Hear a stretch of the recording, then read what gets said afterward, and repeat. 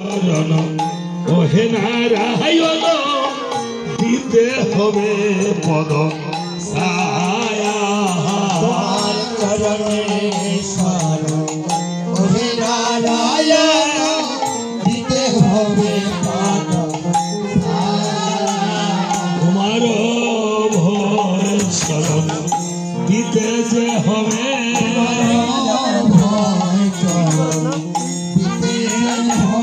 তোমার ভয় শরণ দিতে যে হবে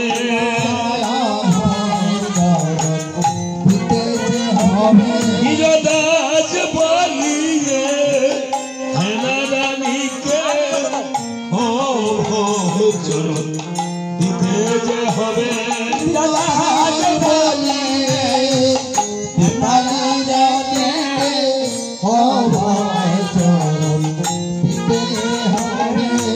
দাস বলিয়ে হেনারানীকে ও চরণ দিতে যে হবে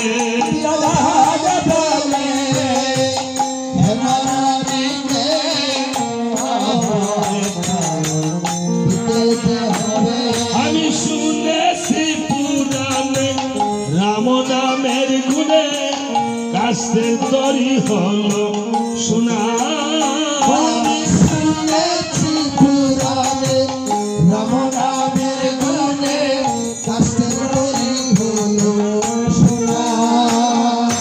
পাশানি আসিল মানবী হইল ও হলে গৌতম লোনা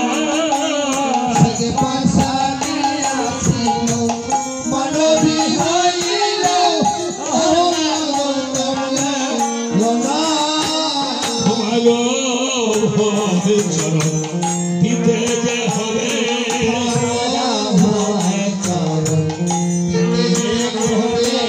দাস বলি এই ধমকে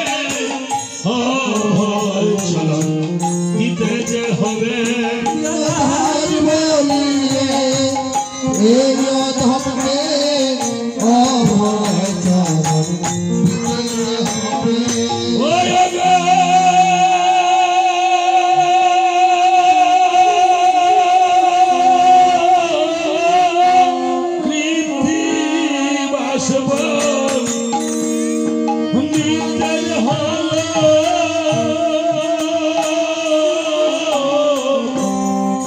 জন্ম শুভ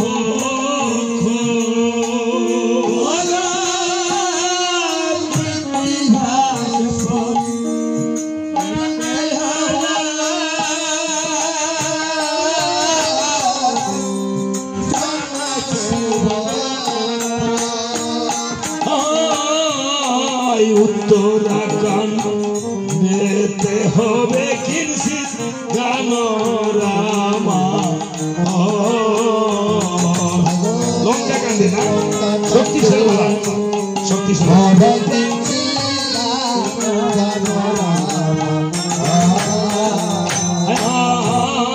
সভা করে বসে আছে রাজা দশান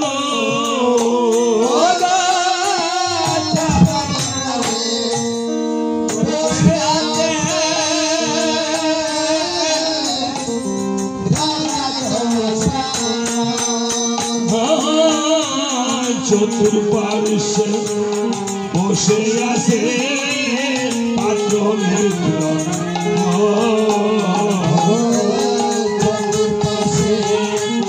বসে আছে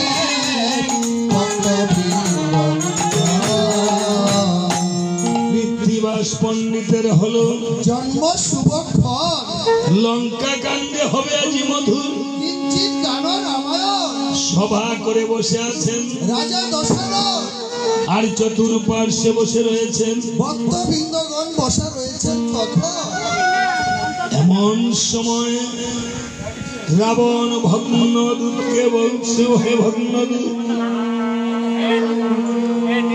আমার পুত্র ইন্দ্রজিৎ আজ 3 দিবস হলো রণস্থলে গেল। এই যে মা এই যে কি হয়েছে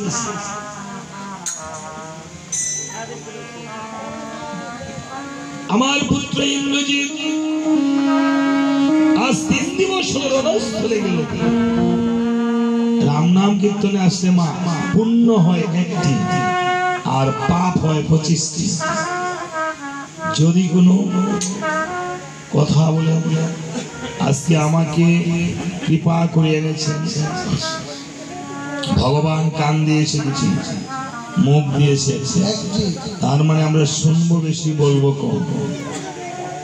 আজকে আমাকে দিয়ে ভগবান যা কিছু বলায় আপনারা একটু কৃপা করে শ্রবণ করবেন। আপনি 1 দণ্ড কাল শ্রবণ করেন। 1 দণ্ড কত মিনিটে হয় মা জানে? সারা দিনে রাতে কত দণ্ড? 18 দণ্ড বলে না? 18 দণ্ড নিশা। কালী পূজা করে, দুর্গা পূজা করে, নিশা পূজা করে, বলে না? আপনি অন্তত ত্রিদণ্ড কাল, ত্রিদণ্ডী সন্ন্যাস বলে না? আজকে তারা এই যে দুবাই ত্রিদণ্ডী সন্ন্যাস বেশ ধারণ করেছে। তাই কৃপা করে কথা বলবেন না। যদি কথা বলেন, যদি কোনো সমস্যা থাকে, থাকতেই পারে, তাহলে আসর থেকে উঠে গিয়ে কৃপা করে একটু কথা বলবেন। কথা বলে আবার মনোনিবেশ করবেন।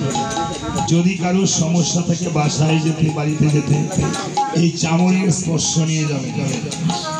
কেননা মরা উল্টায় বললে হয় রাম। আপনি রাম শুনতে এসেছেন, বাড়িতে মরা নিতে নয়। 3 বার মরা বললে 1 বার রাম হয়, আর 3 বার রাম বললে 1 বার মরা হয়। তাই কৃপা করবেন, ক্ষমা করবেন। আজকে আমার দশানন তাহার ভগ্নদূতকে বলছে, হে ভগ্নদূত, আমার পুত্র ইন্দ্রজিৎ আজ 3 দিবস হলো রণস্থলে গেল। যুদ্ধের কি সংবাদ আমাকে দাও। ভগ্নদূত বলছে, মহারাজ, আপনার পুত্র ইন্দ্রজিৎ এমন বীর যে নাকি মেঘের আড়াল থেকে